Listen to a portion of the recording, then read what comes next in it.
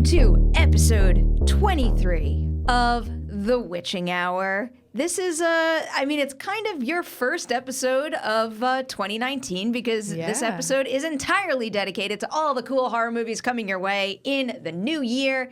Haleigh, Happy New Year. How are you doing? Happy New Year to you, too. I'm good. How are you? Are you pumped for all the good stuff we have to talk about? Of course, yes. It is very exciting, but it's also, you look at it like from our perspective and it's like, so that's my work for the next year. I know. And it's like, that's the work plus, because when you start to account for festivals and all the things that we're not aware of, because most of the stuff on this list is, festival items from this past year or even the year before, but also the big studio releases. And there's so many hidden gems that you discover every year. So curious to find out what those might be. Yeah, it'll be fun to compare this list with the list we make at the end of 2019. It's so see true. What stood the test. I feel like we should save these notes rather than me constantly cleaning our Google Doc of planning chaos. It's good. I'm an obsessive document hoarder, so it's good for me to just see them be gone forever. I know. I have like a major problem with that. I mean, you have to see. I went through a phase, not that I should be wasting time on this when we have so many movies to cover, but I went through a phase when I first started doing this. You know how they don't really do it anymore, but they used to hand you physical press notes? Yes. So I would take the physical press notes, and then during my screening, that's where I would take my notes. And I just had this gigantic collection of press notes, and I just didn't want to throw them away because they represented when I saw a movie and what I thought on my first viewing, and I got too sentimental about them. I understand, and I'm 10 times worse with anything on a computer because it doesn't take up physical space. So I have hard drives do, though. Right. My email archives make a lot of people really anxious. I might archive most of my listeners as well. All right, enough of that. We got a whole lot of movies to hit, and we are going to kick it off with one of the very first horror movies, if not, I guess, the first horror movie of 2019, and it is the movie Escape Room. Are you at all pumped to see Escape Room? I am, actually. I think it looks fun. It looks really just like a basic, good concept for a horror movie. I like the sort of the subject matter returning upon itself. Like these escape rooms, a lot of them are built to be like an immersive horror movie experience, and now they're making a horror movie about the immersive horror movie experience. That's just very meta and funny to me.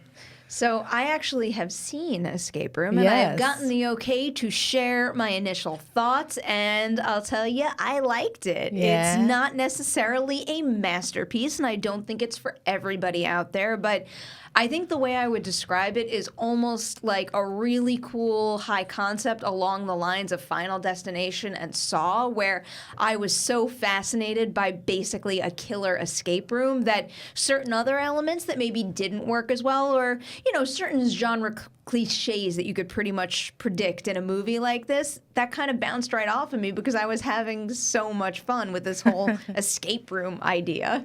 I think it's the high concept element that I was like, yeah, that's fun. I'm gonna see that and probably enjoy it.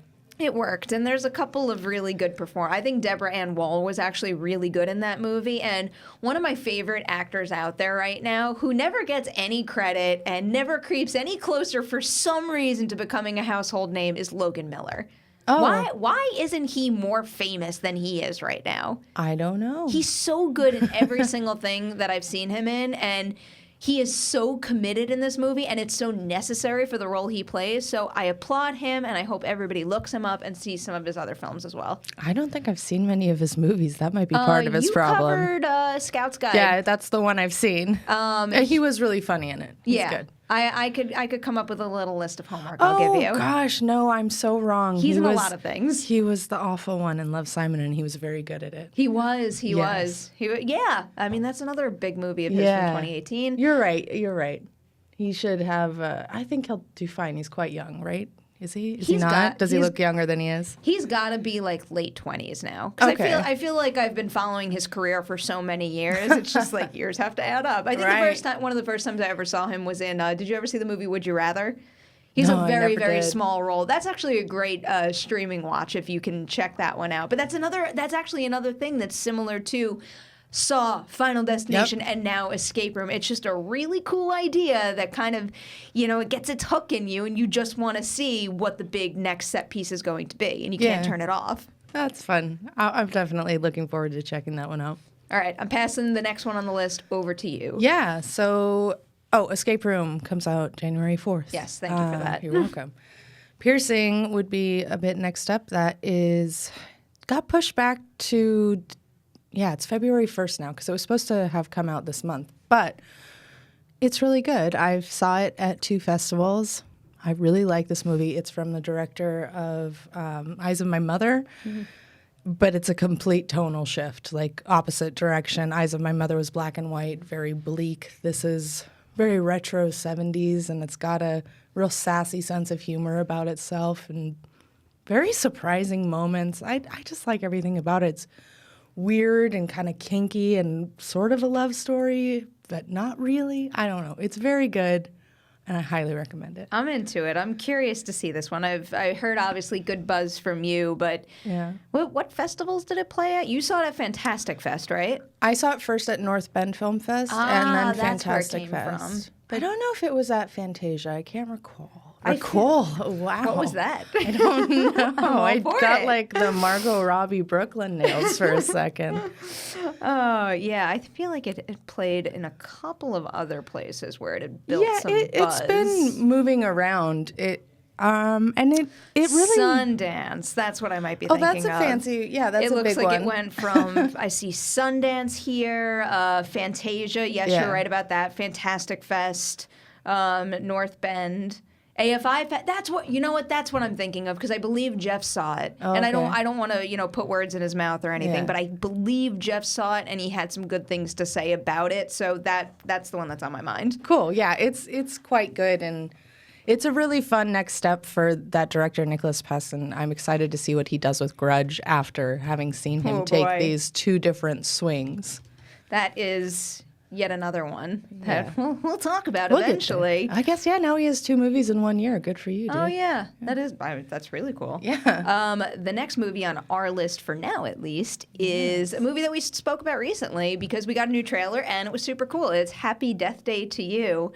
I can't wait to see this movie. It looks like horror, like fun horror. And that's kind of the vibe that I want. I found that they really had that successfully in the first one. And it's shockingly, because even though I love the first one, when they announced a sequel, I'm like, wait a minute, don't just abuse this idea because it did really well at the box office. But it looks like they kind of put a nice, fun new spin on it while also keeping it firmly tied to the original. And I've got a lot of faith in this now. Absolutely agree with all of that. I'm just tickled by that trailer. I loved it. When they announced a sequel, it didn't bother me, but I was like, but how? Yeah. Not why. I know why. About the but Back how? to the Future thing, and I'm like, that sounds cool, but how? Right. I guess leaning into time travel elements is a fun way to do horror that hasn't been overexplored. Like a few people have done it, but it's not super overdone. True. Just to clarify Jeff's thoughts on Piercing, I have received a Slack message and he said, I thought it was okay, interesting, good actors, a weird ending. I don't know what that means. Totally weird ending. And he also gives props to the opening titles. Opening titles are great, and they made these miniature buildings for the credits. It's very cool. Interesting. It's all a very precisely constructed film. It's really interesting, and I like it a lot more than Jeff. I gave it a really good review, but it definitely has an ending that'll leave you going, huh. You can all find that review on Collider.com. Hell yeah, you can. Next up, which is, I believe, the week after Happy Death Day to You. So Happy Death Day comes out February 14th. I am curious to see how it does Valentine's Day weekend. After that, on February 22nd, we have a movie called The Turning. And the reason this one is on my radar at all is because of the cast. The 3 leads in this, Mackenzie Davis, Finn Wolfhard, Brooklyn Prince.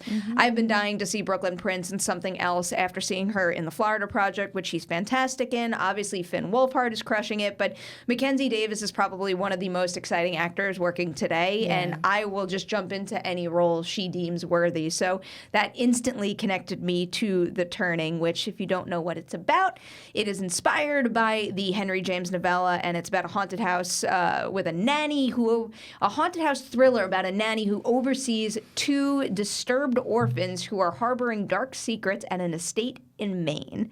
Yeah. I hadn't actually put this one on my list, and I don't know why, because I actually like everything about it. It's written by the guys who wrote The Conjuring.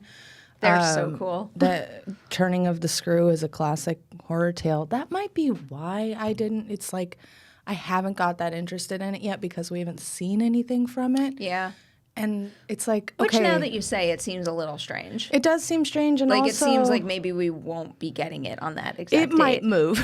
But The Turning of the Screw is like, we've done this. We've done this a lot, in fact. Okay. So it will need to prove to me some sort of, beyond the writers, which I find interesting, and Mackenzie Davis, who I find very interesting, it'll need to prove itself a little to me. Okay. That's it's fair point there. And also, now that we say that, I just have a feeling that we're not It's going to gonna see move, it. yeah. I mean, that makes no sense whatsoever that we haven't seen a single thing from it. It's like how we hadn't seen anything from Eli, and I was like, where did that go? That's coming out in like a few days, and Paramount was all about it. And then as we broke on the site, it moved to Netflix. So it goes sometimes. Yeah. The next one on the list here is a big one. Do you want to take that? Yeah. Yes, you do. Of course. So, yes, The Turning is currently scheduled for February 22nd, but let's see, y'all. Let's see. So, next up is on the 15th of March is Us from Jordan Peele. Why would you not be excited by that? Obviously, coming on the heels of Get Out, everyone's really interested to see what he does as a filmmaker across the board, and I am as well. But what really, put me on the next level was the first poster they put out. What did you make of the poster? I Do you don't have know. ideas? I have no ideas, but it has super, super Nightmare on Elm Street vibes. It's so Super. funny how differently everybody interprets it. So, like Nightmare on Elm Street vibes because of the red, the glove, Yeah. and it says New Nightmare.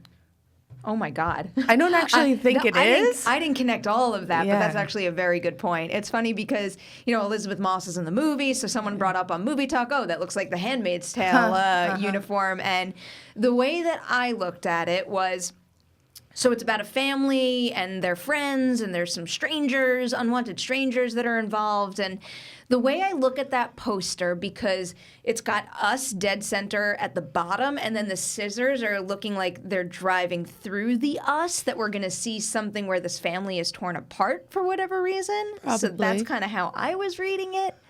I'm sure it's not. I'm sure it's going to be very different from what anyone expects from the poster, because how could you have even gotten a sense of Get Out from seeing the first posters for that?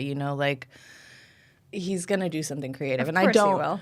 I don't actually think it's a Nightmare on Elm Street movie, but I think maybe he might be taking influences from that or something, which would make me very excited. I think it's going to be, of course, another social commentary. I think it's not a coincidence that it's U.S. Capitol. He's going to have something to say about America. And it's crazy how it's such a simple image, and Yeah. there's so much to read into. That right there is the definition of a strong teaser poster. very true. Yeah. Yeah, couldn't be more excited. What a wonderful cast, exciting filmmaker. I can't wait to see more Winston Duke. Yeah. He Oh is- my gosh. He yes. is one of my favorite discoveries in 2018. He's great. Oh yeah. I feel like it's so easy for his performance to get buried under all the other incredible things about Black Panther. Yeah.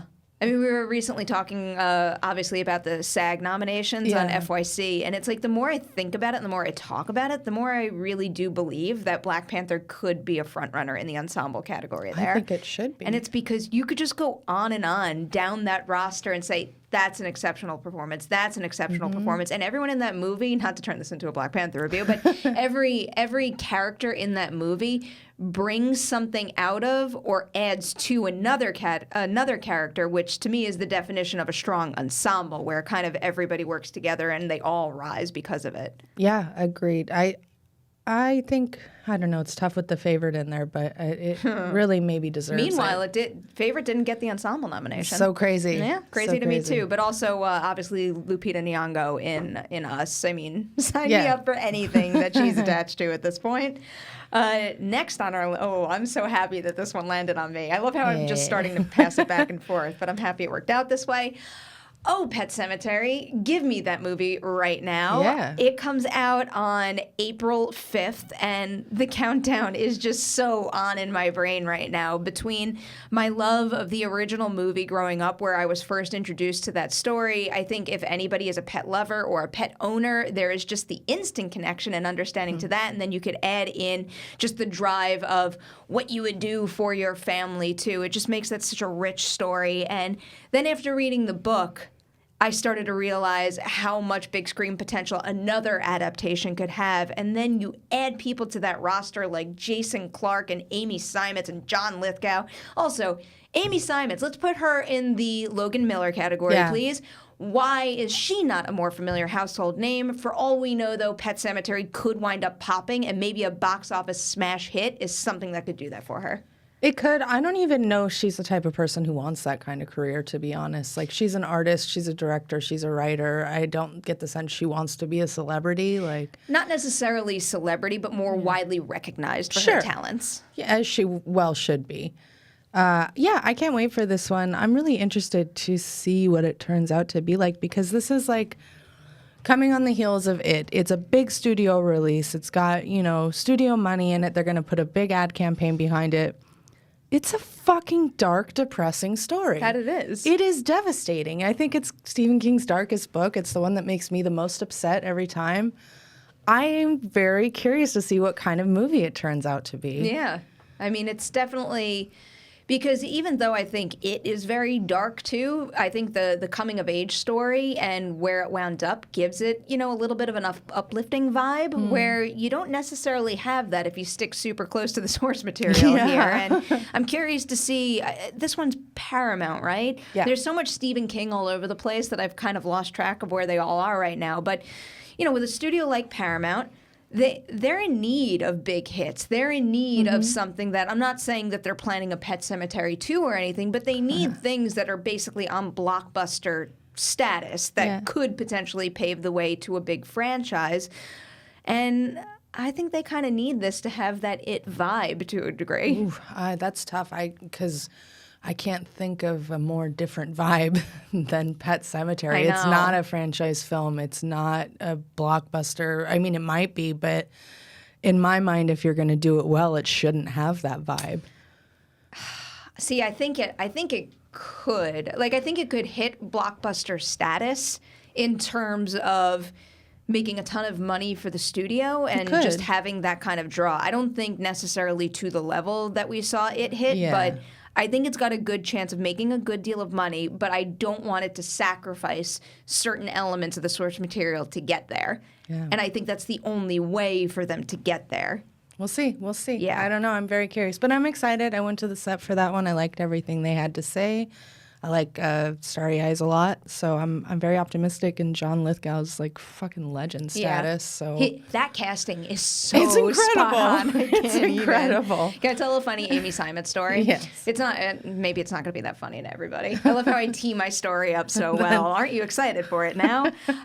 When I was in film school, the first short film that we had to make as a requirement of the program, it was called our 3 to 5, and it's basically at the end of the first semester you make a 3 to 5 minute short film, and that was the first film I ever had play in a film festival, and it was called the Hell's Kitchen Film Festival. I'm pretty sure it only ran once, but they you know how festivals work, Haleigh, but for everybody else out there, they'll group them together. So it's like, let's say short block number 1 or something, and it's like the same 5 films that play every single time that block screens. And my film, which was it was called FaceTime, and obviously it was a horror movie about 2 people trying to get away from a home invader using the FaceTime app that I'm still really proud of, but it was in the same block as a short film called Coffee and Pie, and it had Amy Simons and Sophia Takal in it, who is also another great filmmaker working right now. But it was just like, because I was so excited, I went to every single time my block screen, so I think I saw Coffee and Pie something like 5 times over, and ever since then, I'm looking out for you two. Aw, that's nice. And they're both insanely talented, so I'm kind of happy that it all links back to that. That's very nice. Yeah, random story there. You can find FaceTime on the internet somewhere. Oh, I'll have to don't do even that. know where. You can go Google it. I've never seen it. I'll Actually, have you to probably Google won't find it if you Google it because FaceTime is everything. Well, you just send it to me. You want to take our next one? Or maybe I Well, should because, yeah. I actually don't have a lot to say about this one. All right, so I'm curious about this next one. It's a big release coming out on April 12th, and it is the new Hellboy movie. Mm-hmm. This could go one way or the other. I have a whole lot of faith in Neil Marshall, and he's probably the main reason why I am rooting so hardcore, and I think that this could wind up being a good Hellboy movie, but there is no doubt that making another movie without Guillermo in particular, it's a big risk for them. Yeah. And we're also talking about Pet Sematary with the wide appeal. Hellboy, I think they've got their work cut out for them if they're going to bring in the masses to see this new version of Hellboy. And it's interesting you say that it's risky not having Guillermo. I mean, I think it's risky to like a very specific group of people. Did the Hellboy movies make big money? But the thing is, I'm also taking into account, let's say this movie happened right now with Guillermo after The Shape of Water. So then all of a sudden you have an Academy Award-winning director who many people are familiar with now, or at least more so than before, directing finally finishing his Hellboy trilogy. It sounds like a stronger pitch to me than, let's say, you're getting a new Hellboy movie. Like, if you didn't care before, are you going to care now? You know what I mean? I don't know. I kind of have the opposite perspective, which is if they didn't care for the last two movies, they weren't ever going to care even with the Oscar behind it, where this seems like a cleaner slate to me. Also, I love Neil Marshall. I think The Descent is an actual masterpiece, and I can't I'm right there with you. wait to see what he does. I'm just not the biggest Hellboy fan in general. Like, I enjoyed Guillermo's movies, but I didn't grow up reading those comics and be, I fucking love Hellboy or anything, you know? So I'm interested. I'm intrigued. I think David Harbour is great. I love that. You think David Harbour as a headliner can draw a crowd? I don't know about that. All right. Yet. Maybe this is the movie that proves he can. But I think he can act the hell out of that role. Agreed. And I think that if the movie's good enough and if he's good enough and the pieces are right, that it doesn't really matter if he can draw a crowd because word of mouth will do the work for it. I hope that that's the position we wind up in, where it's really good and word of mouth spreads and all of a sudden Hellboy becomes a real thing again. That'd be cool. I'm never mad at more monsters. I always keep meaning to read the source material too because I did really enjoy Guillermo's films and because I enjoy them, everyone always recommends, delve deeper into that world and there's so much more to the source material than what we've already seen on the big screen. But I'm sure I'd like it. I need more hours in the day. Just going to say, it's a matter of time. Yeah. All right. Next one is still May. So I also have, it is a competitive April now that I'm looking at it. The next weekend on April 19th is The Curse of La Llorona.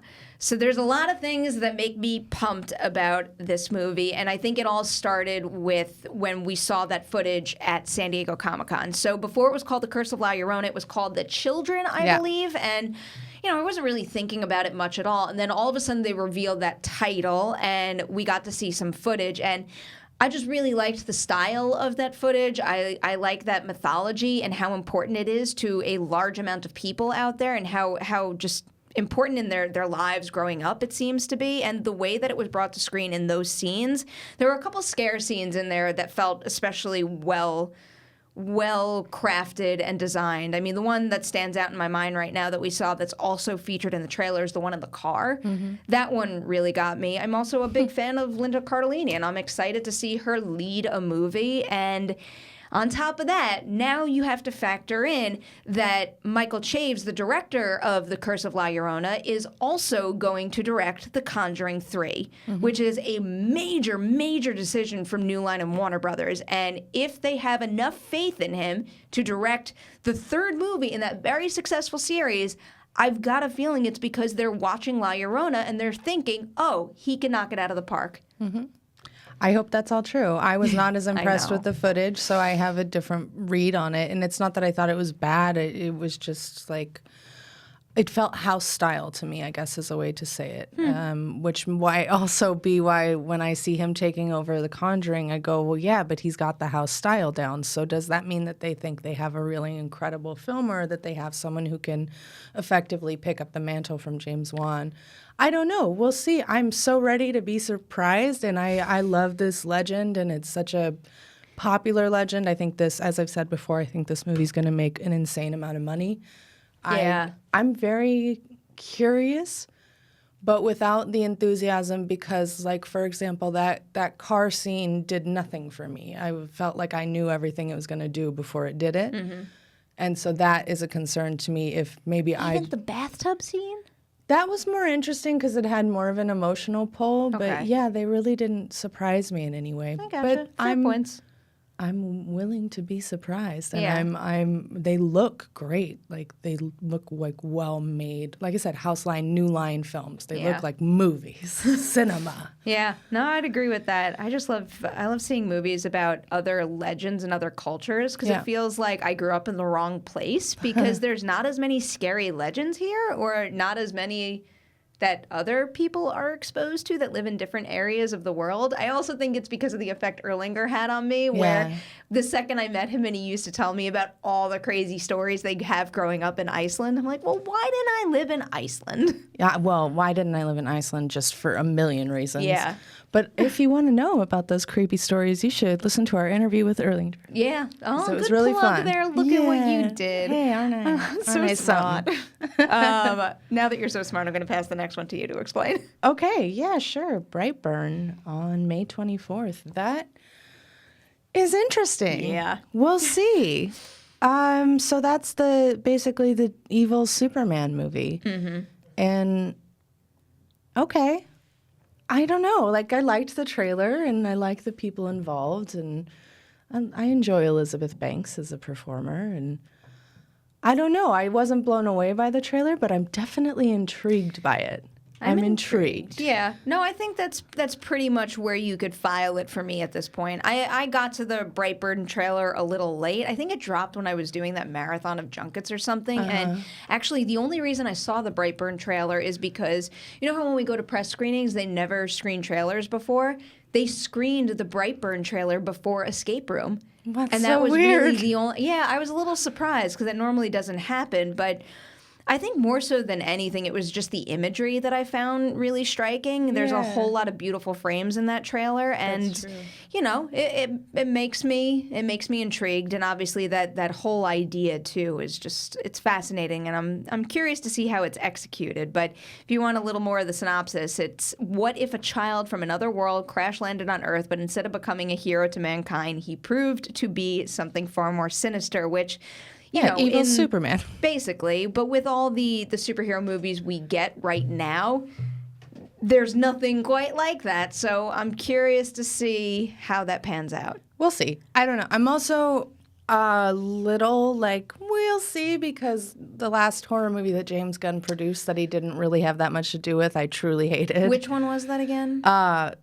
It was the one, gosh darn it, about the company killing. Yeah, that's why I asked you, because it was coming to my... Wait, don't tell me the answer. It's I know not the answer. Mayhem, which is I the know one the I answer. did like. I liked Mayhem too, and I didn't like this one as much. Do you have the title there? The Bee? The Belko Experiment. Oh, I you beat didn't me look to it up. It was Belko Experiment. I did not like that movie at all. So I am very, Yeah, I found it really off-putting. very I found off-putting. that That's a movie good really word for it. off-putting, where I found Mayhem a lot of fun. Exactly right. And I felt, I don't know, I don't want to get into the Belko Yeah. Experiment because that's not why we're Yeah. here. But just having that in my mind is like sort of the last horror movie that he produced that he didn't really make himself. Reasonable reaction there. All right, next up.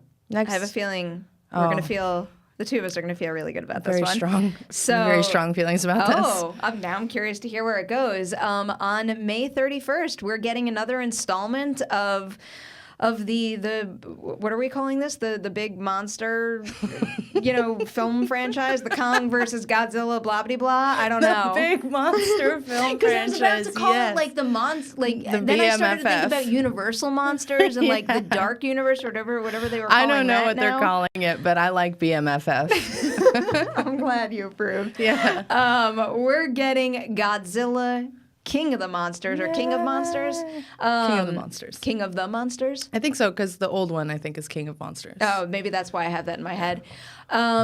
So we're getting that movie. That's a movie that's coming, and I've really liked a lot of the trailers that I've seen so far, mainly because I really like the fact that they're not hiding anything. It is a monster movie, and they're just going to shovel those monsters in our face in order to get our butts in those seats, and thus far, they are succeeding with me. I'm so excited. I don't even know if you know this. I'm, like, obsessed with those movies. I did not know that. As in, like, the new iteration? All. All in general. Yeah, okay. Godzilla films. I've got my little Godzilla. I knew that. I love... So how do you feel about the 1998 film? It's not great. Because I was the perfect age for that movie, even though it's not great. Wow, I guess I was the right age, but no, I didn't care for it all that much. It wasn't... Just curious. That was like, my biggest connection to that was actually the Puff Daddy video that came out. So, like... I have not thought of that in a while. But I love Godzilla films. I love Ghidorah films. I love Mothra films. I love Rodan films. Yeah. I love them all. I love more than anything the big giant monster fight movies. Yes. So like Giant Monsters All Out Attack is one of my favorite giant monster movies. And this is like, I mean, that's what they're doing. They're doing Giant Monsters All Out Attack, but with a huge, huge Hollywood budget and Mike Dougherty behind it. I'm so excited for him. I can't wait. I'm so excited. Isn't it crazy how this film... I feel like this film franchise is assembling one of the most impressive groups of directors. Like, especially genre directors, too. I mean, I guess maybe not Jordan Vogt Roberts, but between Dougherty and Adam Wingard making the next movie... Oh, yeah, Wingard. Yeah. Okay, and I mean, Gareth Edwards, too, having come from Monsters. Gareth Edwards has such an incredible gift for set pieces. I just think his stories haven't been quite there yet. Understandable. But I do really love that first Godzilla, not the first one, the reboot Godzilla. Yeah. I think it's a really strong movie. It has a problem with like a vanilla pudding cup for a lead character, but... I loved the first half of that movie, and I liked the rest of it. Anytime there's a set piece that showcases the size of Godzilla, it's brilliant. Like, nobody has ever done such a good job of making you realize how big and terrifying these creatures are. Which doesn't surprise me when you go and you watch Monsters and see what he does with that. Yeah. Which kaiju is your favorite? Oh. That's an important question. So, oh boy. I have a big soft spot for Baragon. He's kind of a sweetheart, and he's like a little goofy dude. And I have a big spot for Hedorah, which is like the trash monster. So those are probably my favorites. Ghidorah's my boy. Like, I love a lot of them. Yeah. I think based on that trailer, I'd have to go Ghidorah just because it looks so crazy. He's the King Ghidorah for a reason. That's true. I love the designs from what we've seen so far. I can't wait. I even I think it was Comic-Con where Dougherty teased that there might be even more monsters in the movie.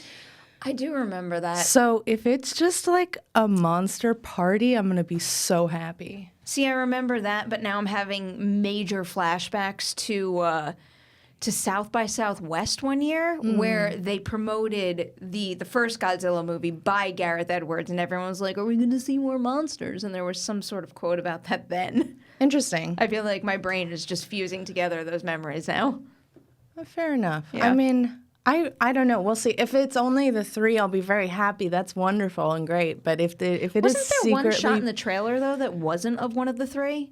Again, I'm not I as haven't steeped gone through in like frame the by lore and frame. the background as you are, but I feel like there was one frame in that it was maybe semi-questionable whether it was one of the three. Totally could be. To be honest, I've been trying to avoid that kind of stuff, and I regret even watching the second trailer because it was a lack of self-control. I didn't have to cover it. I was just like, I want to see. Yeah, I get it. I've been there way too much. But yeah, this is one of my most anticipated of the year. I'm so excited.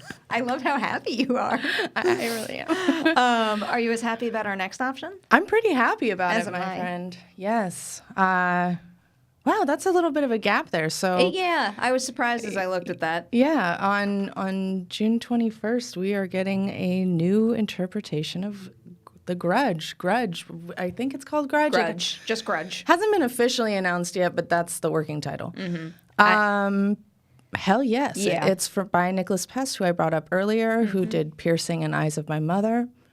I'm in. I'm so in. I can't wait to see what he does with it. I think that J-horror had its time and was very powerful and very frightening, and a lot of them are still frightening. Pulse is still one of the scariest freaking movies to me. But he's not doing that. He's taking it and doing something different with it, and that makes me even more interested, because who wants to see, like, a white boy try to do J-horror 10 years after we were inundated with it? Like, how boring. That's the key to me, doing something different. And also, this cast is exceptional. This isn't a cast that you assemble if you're just going to give people more of the same. And this cast also includes 2 Witching Hour veterans. We have Andrea Riseborough and Lynn Shay on the roster. Also, Damian Bashir, Betty Gilpin, John Look Cho, at you all. Jackie Weaver. I mean, this is a group that you only get if you've got a special version of this story to tell. So I'm curious to see how this turns out. I'm really excited. I think it's got so much potential, and I think it could be, I think it could be something that really, really surprises people. Just realizing that the writer of this movie also wrote Pet Sematary. Interesting. Jeff Bueller. And Night Flyers. Jeffrey Bueller. I just interviewed him. Really? He worked on Night Flyers also. Was that why you interviewed him? For Night Flyers, Yeah, yes. that's funny. Yeah. Cool. Yeah. He was a very smart person to talk to, so that's good. That's encouraging. I'm happy to hear that. Yeah. I'll take anything I can get with this one. I'm really rooting for this one to succeed. Next up on our list, I don't think we have a release. Do we have a firm release date for this one? Because I looked on Box Office Mojo and I didn't see anything. But I don't think there is. I am pumped for this one. It is 47 meters down, the next chapter. Although I am a little disappointed they didn't call it like 48 meters down or something like that. But I'm just curious to see where they go with this, because that first movie was a real nice surprise, a real effective surprise to me, and I want more of that. That movie stressed you out, didn't it? Oh, so much, yes. We talked about it a little bit in the shark episode, but like, yes, pure anxiety to where I had to pause the film because I was starting to dry heave. Like, it triggered my true anxieties. I feel like I know what all your triggers are now. Yeah. And it's like every single time I see a movie like that, I could say that is a Haleigh freakout movie. Bother Haleigh. It's funny, like, I don't really often get super terrified by films, but I can easily be like, have my phobias triggered. So, like, if there are a lot of snake stuff or any sort of dark water, like, which is my problem with 47 meters down. Understandable. That genuinely will conjure my phobias, as opposed to, like, you know, the cover your eyes type scared. Yeah. I don't really have that, but you could definitely feel. It's just the way the visuals are done in 47 meters down, it's almost like suffocating. Yeah. Actually, I think Unsane had a very similar effect where it's, it almost knocks the wind out of you. According to one of our pieces on, actually, you wrote this, exclusive, first 47 meters down. I was just looking at that The next chapter teaser promises more shark-infested nightmare fuel. That's an A+ headline, Haleigh. Thanks. And according to your article, this movie will return to the seas in summer 2019. Aren't I cute with my little quips? I get a kick out of that.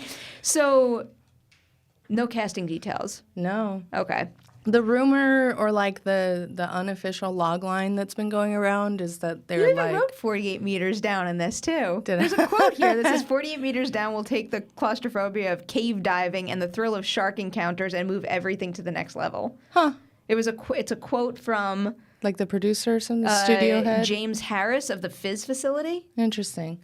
Yeah, I guess they changed it. Because then on IMDb, it also has a different title. What's the title on IMDb? I'm curious now. Uncaged. No. I don't like that. That's funny. The unofficial synopsis that I've seen going around is like these backpackers go diving in an underwater city, like why can't I think of the world? Like remains of an Atlantis type city, and that's where they meet the sharks, which sounds so cool. Interesting. Underwater city is a very good setting for cage stuff, for shark stuff. It's cage stuff too, kind of. I'm sold. Next on our list, this is another big one. This is another big one that I don't have a release date marked down for.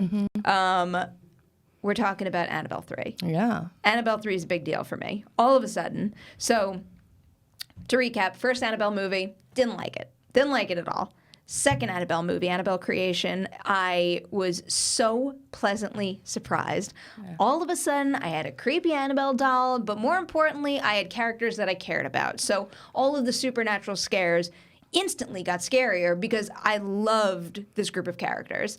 Now, as though my hype for Annabelle 3 couldn't get higher, then they take it to a whole nother level with this one. Do you want to run us through Annabelle 3? Yeah, what a great idea. I know. So Annabelle 3 is going to be set at the Warrens, featuring the actual Warrens. Thank you very much, Patrick and Vera. They had to. Yes. They had to. And it will follow their daughter, played by the wonderful McKenna Grace, who... she's just the best. She's the best. We've talked about our love of her. But yes, their daughter will be attacked by Annabelle, and not just Annabelle, many of the relics from within their room, because, as James Wan said, it's like Night at the Museum with Annabelle. What a beautiful concept on paper. Such a good idea. Easiest sell ever, and thank you for taking that, because that gave me an opportunity to look up another article written by our very own Haleigh Fouch, and you handily put there that the movie's coming out on July 3rd, 2019. Oh, hey, how about that? Yeah. Nice. What a big, potentially big weekend for this movie. I mean, this movie could make a crazy amount of money at that point, but I am really, really eager to see this, and I'm also eager to see what Gary Dauberman can do behind the camera. That's going to be one of the, I would think that's probably the biggest wild card of this project to me. I mean, he's got a lot of really talented filmmakers around him, and even though James Wan isn't part of it, it's like I'm sure he's got some sort of advice for him, and he's got something to say about the overall style, so... Yeah, and he's worked closely with James Wan. He's worked closely with the Muschiettis, so we'll see what he's learned in those collaborations, and that doesn't always work. Like, what was the Transcendence? Wasn't that Wally Pfister's? Wally Pfister, Yeah, that didn't work, and he had worked with most of the best filmmakers in the business. I got around seeing that movie because that's when we were shooting Child Eater. Nice. Yeah. That was like a running joke with, Christy and Angie in New York. Christy Puchko and Angie Hahn, both wonderful writers that you should look up if you've never seen any of their work. But it was a running joke that I left them and they had to do that version of our podcast together, and I got out of it. Nice. But yeah, Transcendence is not on my must-watch list. Didn't work, so we'll see, we'll see if he's learned and what he's got. I'm excited. I'm interested. And what a great concept. And the Warrens are in it. Yes, please. Most importantly. Psyched for that. Looks like I have to take this next one. Right? Yeah, that was mine. Yeah, that was you. So... Yeah, this is a not really controversial, but it's a little bit of a toss-up at this point. I put New Mutants on the list. So New Mutants, I believe at this point in time, has an August 2nd release. That's what it's at on Box Office Mojo when I last looked it up. But then, I got a little worried about all of the release date changes that we've seen, because I'm getting the feeling like that's not even accurate right now. But one way or the other, I will never stop looking forward to this movie, because even though we've been talking about moves and like uncertainty and people having disagreements about what this movie should be versus what the filmmaker wants it to be, this is another thing with like just this great ensemble, and I can't get that teaser trailer out of my head. That teaser trailer, when it dropped, came as such a nice surprise. I mean, I've constantly been rooting for a horror spin on my superhero movies, and what they managed to capture in that particular teaser trailer is kind of what I've been hoping to see at some point. So I really do hope that with whatever reshoots and pushbacks that they've, basically factored into their filmmaking schedule at this point, that they're using that to go in that direction more so than away from it. That's what I've heard, is that those were essentially to make it scarier. But you never know. But we'll see. Anytime a studio takes a film and tells the filmmaker that they did it wrong and they need to redo it, my alarming. interest drops immediately, like 50%. So I was very excited for this film this year. I am now about 50% less excited to see it. But we'll see. Like, That's the thing. Like, you like that first teaser, but who knows if that's even what I the know. movie is anymore. That's why I'm so like in the middle about Yeah. it too. And I just love Josh Boone as a filmmaker. He's really good. Also, and Yeah. based on everything he kept saying about the movie leading up to at least that teaser, it just seemed like he got it in a way. The cast was that- really exciting. The cast is great, but in the meantime, I'll just rewatch Stuck in Love and some of the other movies that he's written and directed. But And maybe one day he'll actually Fault in get to Our make a Stars Stephen 2. King film. I wish. One day it'll happen. He's been trying. I He's know. been I've trying. read all that too, and like even looking at his IMDb page right now, The Stand is still on his list. So we shall see. But it's almost like this movie and Dark Phoenix at this point, based on all of just the negativity around them, feel like these dark horses. And I definitely have a tendency to root for something that is kind of a bit of an underdog. And I really hope that both of them come out and they wind up surprising many naysayers. We'll see. Yeah. I've been a big lover of the Fox X-Men franchise for most of my life.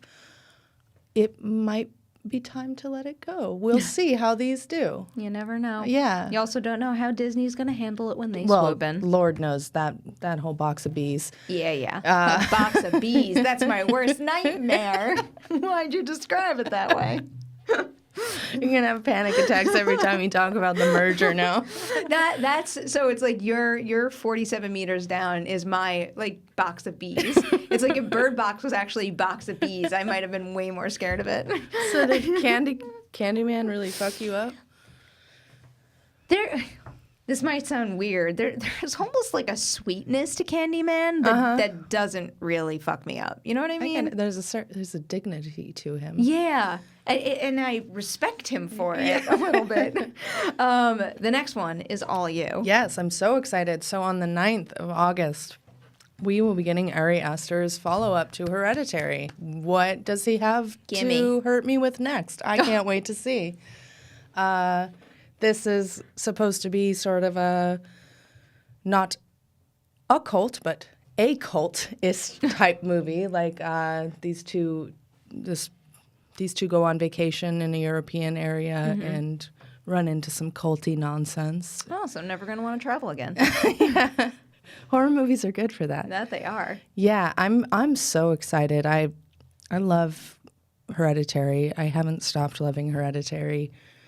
And I think he's got really bold, exciting visions in his head. And I like the idea of his type of precise filmmaking being applied to the sort of Wicker Man type side of the genre and seeing what that would look like. Is there any casting news? Yeah, I believe that Jeff broke some casting news for us. Jack Rayner's in it. I'm a big fan of Jack Rayner. I know, and I wonder what horrible things Ari Aster's going to do to him. Oh, I still don't know how to say her name.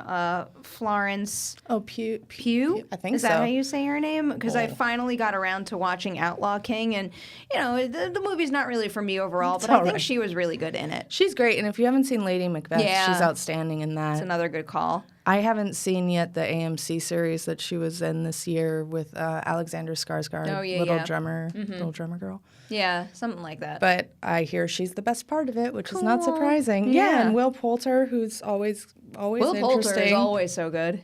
Yeah, I'm all in on this. It's A24 is doing it again. Mm-hmm. Controversial to some horror fans, but I really like what they do with horror. As do I. And it's a wonderful. So if New Line has their house style, which I enjoy, I love it. I love The Conjuring, but it's more of a mass audience type style, meant for everyone. Really classic scares. Yeah. What A24 does is weirder and take chances, darker. Yeah, I like the big swings. I'm right there. It's a nice balance to have them both. That's exactly right. I posted today. Whatever. I posted like, what? When is it? I posted an article on the website that was like rounding up the best horror movies of 2018 that you may have missed. And in my intro, I started writing about how like we have all these different different studios and creators really putting out alternative options. So no matter what your taste is in horror, there's something out there for you. That gets me excited looking at because we're also in the thick of award season and looking at the lists overall. There's so many different options out there, from like musicals to superhero movies to, you know, movies that really speak to certain timely issues right now. There's just a lot of different content out there, and I think that's super cool. We got a big one to hit now. Like a really big one. Like the biggest one. Could be the biggest moneymaker on this list. Likely will be. It is the September 6th release, It Chapter 2. Yeah. Oh boy.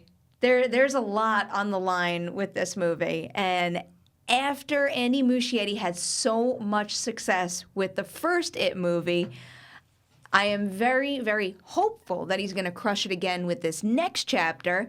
I'm trying to keep my expectations and hopes at a reasonable level, though, because that first It movie was one of my favorite movies of that year.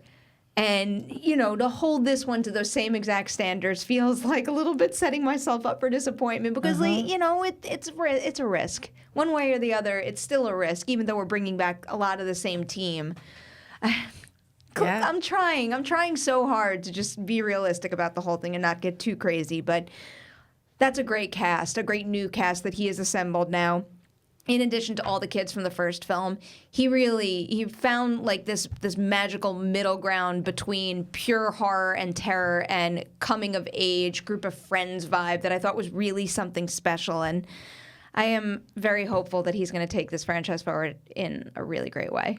I am so excited, but I am also like very skeptical because it's the adult portion of the book is less interesting than the kids portion and less emotional and less satisfying. So they'll have to already be working against that tide. Which may be why they incorporated more of the kids this time around. But also, they are not working from a script by Cary Fukunaga. It is true. They are now fully writing their own script, Gary Doberman handling it. And no disrespect to anybody, but I just think that Fukunaga's a really exciting and bold storyteller in a lot of ways that Doberman so far hasn't proven himself to take as big of swings as Fukunaga does. So we'll see what kind of script we get out of it. Though, and now hopefully. This sounds like rinse wash for people. Like lay the blueprint and just do it again. Hopefully, I don't know. We'll see. Like also, you know, the adult portion of the book gets into some really weird shit, man. That it does. That's very hard to put on screen, and that Muschietti has more or less said he's not really all that interested in. So I think that's going to, if you're really into the cosmic horror and that's not there, you're going to be disappointed, but...